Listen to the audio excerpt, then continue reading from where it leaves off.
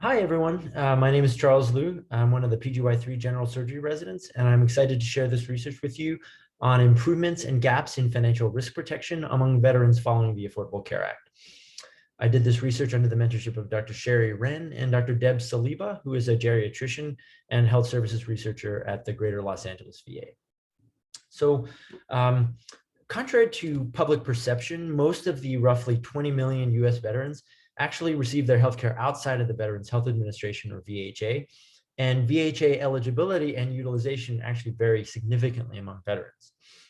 As a result, veterans are vulnerable to burdensome out-of-pocket healthcare spending.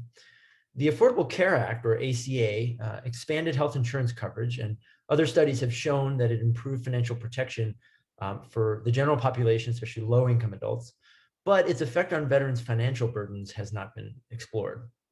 So we set out to evaluate changes in veterans' risk of catastrophic health expenditures after ACA implementation. And we also wanted to characterize the drivers of their catastrophic spending post-ACA. We analyzed a nationally representative sample of 13,030 veterans age 18 and older from 8 years of the Medical Expenditure Panel Survey, or MEPS, which is a national survey of Americans' healthcare utilization and expenditures. Our primary outcome was the likelihood of catastrophic health expenditures, which we defined, following the literature, as family combined out-of-pocket spending exceeding 10% of family income, which reflects the fact that families share both healthcare costs and financial resources. The intervention we studied was implementation of the main components of the ACA in January 2014. And our study design was a multivariable linear probability regression adjusting for age, gender, race and ethnicity, employment status, marital status, self-reported health, census region, and family size. We also conducted 3 sensitivity analyses shown here that did not qualitatively affect our results. Finally, our primary analysis was stratified by age into younger veterans age 18 to 64 and older veterans age 65 plus. And we additionally did subgroup analyses by household income tercile and by primary payer, either VHA or non-VHA primary payers.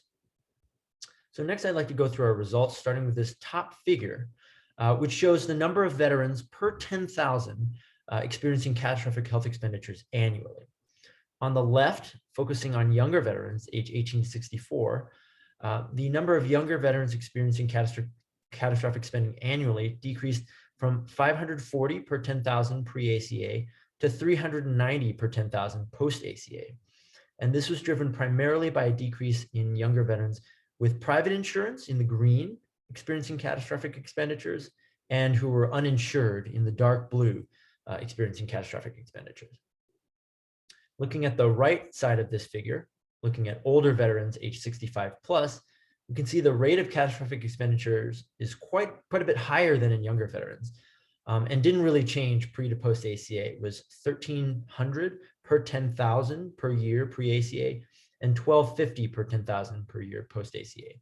And you can see that the vast majority of older veterans experiencing catastrophic spending had Medicare or Medicaid primary coverage in the yellow, followed by private insurance in the green and VHA coverage in the orange. Next, I'd like to go through the table here, which shows the results of our primary multivariable linear probability regression analysis. In this table, asterisks represent statistical significance.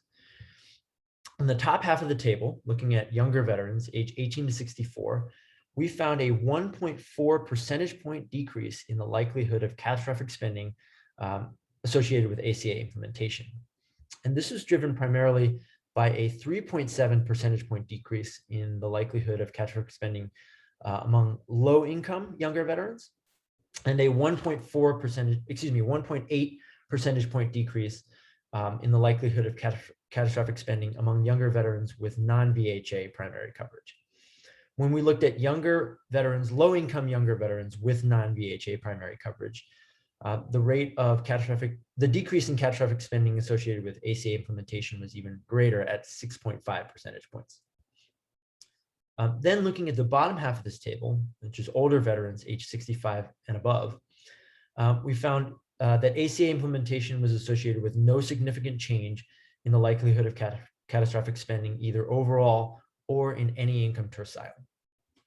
Somewhat unexpectedly, we did see a 6.0 percentage point decrease in the likelihood of catastrophic spending among older veterans with VHA coverage, and a 9.5 percentage point decrease in catastrophic spending among low-income older veterans with VHA primary coverage.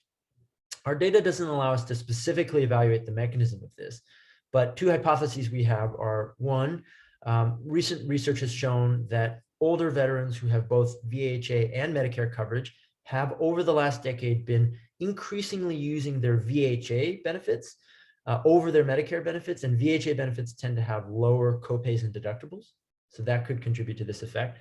Additionally, the decision by the VHA to cover expensive hepatitis C treatments starting around 2014 may also have contributed to this decrease in catastrophic spending in older vets.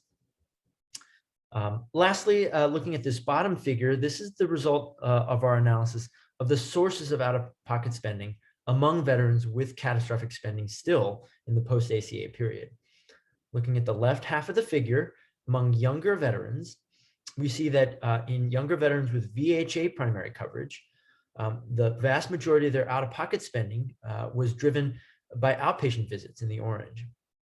Among younger veterans with non-VHA primary coverage who had catastrophic spending, their out-of-pocket spending was primarily driven by prescription drugs in the yellow and dental care in the green.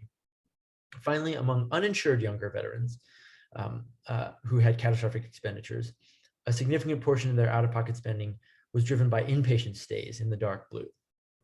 Looking at the right half of this figure, among older veterans, age 65 plus, who had catastrophic expenditures, their out-of-pocket spending was driven primarily by dental care in the green, home health in the light blue, and prescription drugs in the yellow.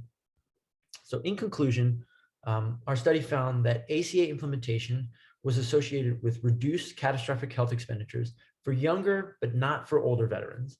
And unfortunately, catastrophic spending remains common, especially among older and low-income veterans. Potential policy solutions that our work points to includes expanding veterans' dental benefits, which might include establishing a Medicare dental benefit, which doesn't currently exist, and improving home health and prescription drug coverage. Thank you.